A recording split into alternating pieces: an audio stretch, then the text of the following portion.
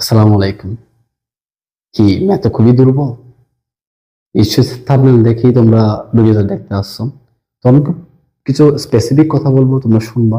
যারা এই ৪-৫ মিনিট ভিডিওই দেখতে পারবে না, অ্যাটেনশন স্প্যান খুবই কম, হ্যাঁ, তারা ভাই চলে যাও, চলে যাও। কারণ ৩০ সেকেন্ড দেখার পরে যারা ফুল ভিডিও দেখতে পারবে না, তাদের জন্য ম্যাথ আসেনি। কারণ ম্যাথ এটা প্র্যাকটিসের বিষয়। তো ভাই তোমাকে নিরুৎসাহিত করবো না। চলো আমি অনেকেই মনে করে ম্যাথেরা জিনিয়াস, যারা খুবই ন্যাচারালি জিনিয়াস তাদের জন্য ম্যাথ জিনিসটা আছে না ভাই। তোমার যদি ম্যাথই ভালো না লাগে, তুমি যদি বুঝো তোমার ম্যাথ বুঝতেছো না, তুমি সায়েন্স বুঝতেছো না, তাহলে তুমি ভুল টিচার থেকে পড়তেছো, তুমি ভুল কৌশল আগাচ্ছ। তাহলে প্রশ্ন হচ্ছে আমরা কিভাবে আগাবো, আমরা কিভাবে ম্যাথ ভালো হবো?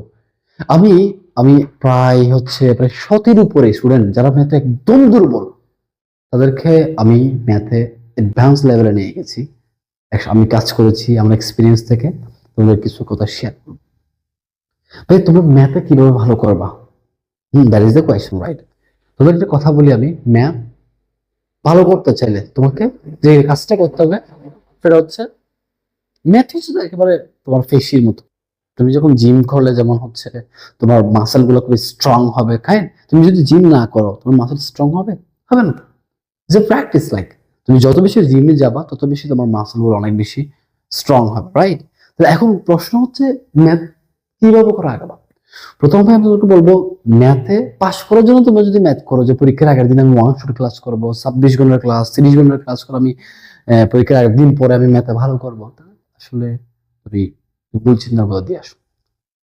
এখন আরেকটা বিষয় হচ্ছে, তুমি কি পরীক্ষা শুধু পাস করার জন্য ম্যাথ পড়তে চাও? তাইলে ভাই ভিডিওটা বাদ দাও, স্কিপ করো, আউট, তুমি আউট, দেখতে হবে না তোমার এই ভিডিও। তাহলে ভাইয়া, যারা আসলে ম্যাথ বুঝতে চাও, ম্যাথ একটা ট্রেনিং, একটা ট্রেনিং তুমি পুরো নেচারকে বোঝার জন্য। ম্যাথ একটা ল্যাঙ্গুয়েজ এই মহাবিশ্বকে বোঝার জন্য। সৃষ্টিকর্তা কিভাবে এই মহাবিশ্বকে সৃষ্টি করেছে সেটা বোঝার জন্য ম্যাথ একটা ভাষা। এখন তাহলে ভাইয়া কথা বেশি বলে বলতেছি, আমি পয়েন্টে বলি। ম্যাথ তোমরা কেমনে ভালো করবা? প্রথম হচ্ছে যে ফর্মুলা গুলো আছে সেগুলোকে বুঝতে হবে, সেগুলো মুখস্থ করা যাবে না। যে টিচার তোমাকে এই ফর্মুলা গুলো মুখস্থ করাবে, প্লিজ সেই টিচার থেকে পড়ার দরকার নেই। Stop here. তাহলে তোমাদেরকে ফর্মুলা গুলো খুব ভালো করে বুঝতে হবে, সেগুলোকে চিন্তা করতে হবে যে আসলে এগুলো কোথায় কাজে লাগানো যায়। এরপর ২ নম্বর হচ্ছে অনেক বেশি প্রবলেম সলভ করতে হবে, প্রচুর প্র্যাকটিস করতে হবে। একজন খেলোয়াড় সে যদি না খেলে, প্র্যাকটিস কম করে, তাহলে সে ভালো খেলোয়াড় হতে পারবে না। তুমি বায়োলজি, কেমিস্ট্রি, ফিজিক্স এগুলো প্র্যাকটিস করতে হবে, কিন্তু তুলনামূলক কম। ম্যাথ পুরোপুরি প্র্যাকটিস। আমরা সাধারণত ম্যাথ করতে গিয়ে ভুল করি। আমি বলি কি জানো, ম্যাথে ভুল করা ভালো, কিন্তু সেটা পরীক্ষার খাতায় নয়, সেটা ভাষায়। তুমি যত বেশি ম্যাথ ভুল করবা, আমি আমার স্টুডেন্ট গুলো ম্যাথে ভুল করলে আমি কখনো বকা দিই না। কেন? আমি দেখতেছি ম্যাথে ভুল করলে সমস্যা হচ্ছে না, তো সে আস্তে আস্তে এখান থেকে শিখতে পারবে। ম্যাথ এমন একটা জিনিস, ভুল করলে কোনো লস নাই। কিন্তু আমরা ম্যাথ যখন করতে যাই, আমরা যখন ভুল করি, ইস রে, আমরা তখন আর ম্যাথ কি করি না, আমরা ম্যাথ আর করি না। কিন্তু ভাই তুমি ম্যাথ যখন ভুল করতেছো, ডোন্ট ওয়ারি অ্যাবাউট দ্যাট, তুমি প্র্যাকটিস করে যাও জিনিসটা, বারবার বারবার প্র্যাকটিস করো, সময় দাও, তুমি এক্সিলেন্ট করবে তুমি। তাহলে আমার একটা রিকোয়েস্ট, তোমরা প্রচুর প্র্যাকটিস করবেন। আমাদের একটা ব্রেনের একটা জিনিস কি জানো, আমরা যখন একটা ম্যাথ ভুল করি, মনে করো আজকে রাতে আমি ম্যাথ ভুল করেছি, আমাদের ব্রেন, আমরা যখন ঘুমাই, ব্রেন খুবই এটা ওর এগোতে লাগে জিনিসটা, সে সারাদিন ম্যাথটাকে প্রসেস করে একটা সলভ, একটা সম্ভাব্য পটেনশিয়াল সলিউশন বের করার জন্য। তোমার এরপর তুমি সেম ম্যাথটাকে প্রবলেম করো, তুমি যদি সলভ করতে না পারো, দিন রাতে তোমার ব্রেন আবার প্র্যাকটিস করবে। দেখবো ৩য় দিনের বা ৪র্থ দিন এভাবে করে দেখবা, একটা দিন পরে গিয়ে তুমি নিজে নিজে ম্যাথটা নিতে পারবা। তাহলে এখন একটা জিনিস কি জানো, আমাদের প্র্যাকটিস করতে হবে, প্র্যাকটিসের কোনো বিকল্প নেই। তাহলে ভাই প্রথম নম্বর হচ্ছে মেমোরাইজেশন না করা, ফর্মুলা কিভাবে করে আসছে সেটা দেখা, জানা। এরপর হচ্ছে তোমার প্র্যাকটিস করতে হবে প্রবলেম গুলো, প্রচুর প্রবলেম প্র্যাকটিস করতে হবে, হ্যাঁ।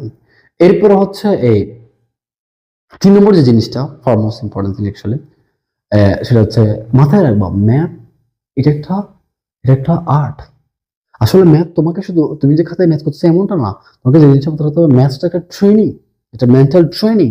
তুমি পুরো মহাবিশ্বকে খুব ক্রিটিক্যালি এন্ড ডিপলি চিন্তা করতে পারবা যদি তুমি ভালো বুঝো। তাহলে এখন সেই জিনিসটা যদি করতে চাও, তোমাকে অ্যালজেব্রা, ভাইয়া জানেন না, অ্যালজেব্রা অনেক ভালো করে জানতে হবে, বেসিক ফাংশন গুলো, ক্যালকুলেশন গুলো খুব ভালো করে জানতে হবে। কেমন? তো 19 গ্রেডের স্টুডেন্টের জন্য আমি কিছু সাজেশন দিব। সেটা হচ্ছে তোমরা 3 নম্বর অধ্যায় গণিতের, বীজগণিতের এই চ্যাপ্টারটা অনেক ভালো করে শেষ করো, অনেক ভালো করে। এই ফর্মুলা গুলো খুব ভালো করে, দেখো নামটা খেয়াল করো, এটার নাম হচ্ছে বীজ। বীজ মানে চিট। বীজ ছাড়া কি গাছ হবে? হবে না। আর বীজ গণিত এই নামটা এমনি এমনি দেওয়া হয় না, আসলে এটা গণিতের বীজ। তোমার যদি বীজই না থাকে তাহলে গাছ হয় না।